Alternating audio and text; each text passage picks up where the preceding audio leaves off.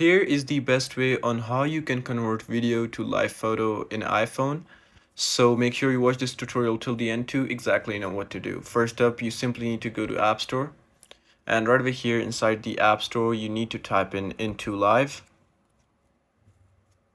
And inside here, as you can see that I've already downloaded this app, so you just need to download it. Now you're gonna need a video for it, so I'm just gonna make a video real quick. So like that.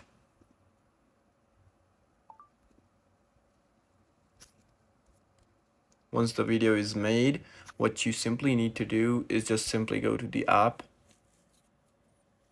and you just need to keep on pressing next and agree and press on this cross, and right over here you need to allow the permission, and then you need to press on new projects on the video. And here, as you can see, you can pinch out or zoom whatever, and you can also edit, but then you need to press on share.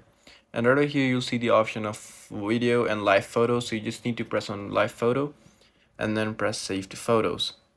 Right over here it's going to export, and here we go, the video has been done. Now if you go to your photos, here as you can see it's a live photo, just like that.